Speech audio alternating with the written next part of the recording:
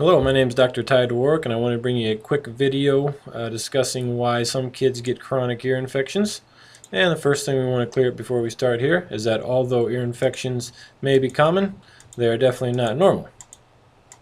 So, why do kids continue to get them? Well, again, they're not just walking through clouds of bacteria all the time. What happens is that the fluid actually accumulates in the ear, inflaming the tissue and providing the perfect environment for those bacteria and viruses to set up shop, and that's stagnant water. So, what prevents the ears from draining? Well, when we take a bite of food, again, it doesn't just fall into the stomach. The esophagus is a muscle that helps guide and push that food down in the stomach where we want it, and really that same process occurs in the ears. And here, it's the tensor vela palatini muscle, which is the key to all this. So again, its job is to milk that fluid out of the ear, allowing it to drain down into the throat. But in kids with chronic ear infections, this muscle is often in spasm, which prevents that process from happening, and again, allowing that fluid to build. So why would that muscle be in spasm? Typically, majority of the time, we can actually trace it back to the birth process. And the TVP gets its nerve supply from the upper part of the neck, which would be right in there, and that also happens to be the most vulnerable part in a child during that birth process, especially if there's assistance involved with forceps, vacuum, C-section, anything like that just increases the amount of stress applied to that area. Then those nerves can become irritated, and if you've ever had a pinched nerve before, you know what happens. Those muscles tighten up, go into spasm. Same thing here. That TVP tightens up, prevents that ear from draining, and then again leading to an ear infection. So, can antibiotics help the ear drain? No. And should we just go in there and drill a hole, force it out another direction? Probably not the best choice there. And that's why the American Academy of Pediatrics and other research articles have actually discouraged the use of antibiotics for ear infections.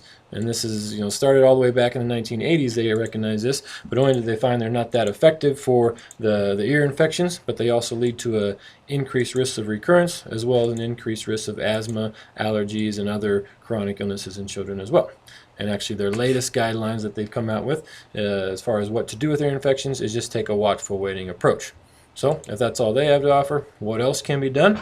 Well, the first thing would be to get that TVP muscle working properly, and this is where chiropractic comes in. Because with gentle, specific adjustments, we can help improve the spinal alignment, calming those nerves, allowing that TVP muscle to relax, and then again, allowing it to do what it does, help those ears drain, get that fluid out of there where it's not supposed to be. And we see this a lot with kids. They really respond very well to what we do in the office here. And the good thing is it's pretty easy for us to identify if it is a neurological issue or something that we think we can help out with, because we have technology in our office, which any good pediatric chiropractor will. And it's actually the same technology used by the Space Department to determine if astronauts are healthy enough to go into space. A good thing with this is it's non-invasive, it's painless, and there's no radiation. And again, it gives us a clear picture of exactly what's going on to let us know if we think we can help your child or not. We can sit down with you and explain that as well.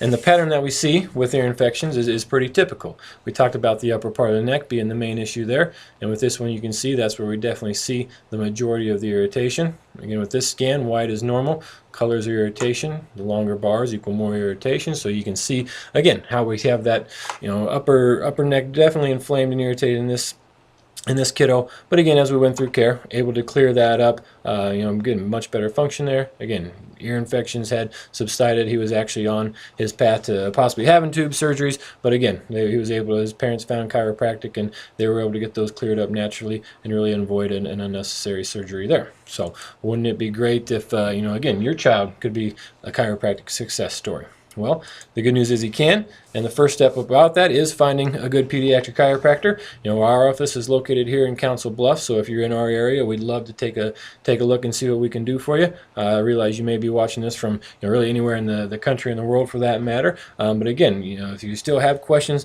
let us know. We have a network of doctors that are trained in specifically working with children and do great things with these type of cases. So again, if you're looking for help, let us know. We still may be able to find someone in your neck of the woods.